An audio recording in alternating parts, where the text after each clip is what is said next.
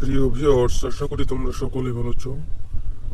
তো আজকে একটি মন্ত্র দিচ্ছি, এটা হচ্ছে সাগর মন্ত্র, পেতনি সারানো মন্ত্র।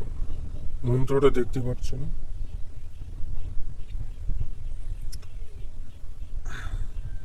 তো এই মন্ত্রটা এখানে সমস্ত নিয়ম কানুনটা লেখা আছে।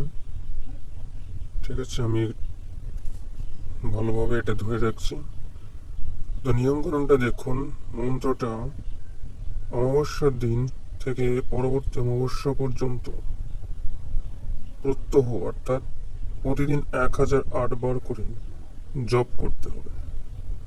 জপ করলে মন্ত্র সিদ্ধ হয়। যখন এক নিঃশ্বাসে মন্ত্রটি বলতে পারবেন,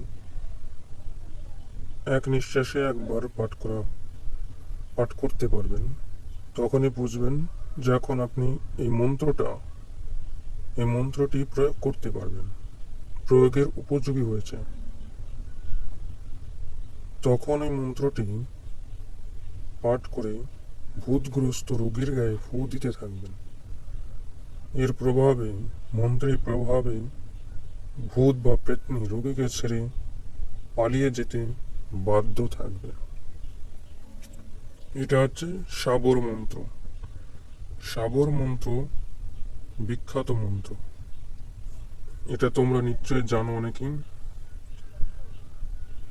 তো এক অমাবস্যা থেকে পরবর্তী অমাবস্যা পর্যন্ত 1008 বার প্রতিদিন জপ করবে। এই হলো মন্ত্রটা।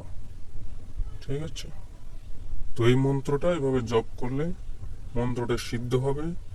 যখন এটা এক নিঃশ্বাসে পড়তে পারবেন, তখন এটা উপযোগী হয়েছে। ঠিক আছে, তখন এটা আপনি প্রয়োগ করতে পারবেন।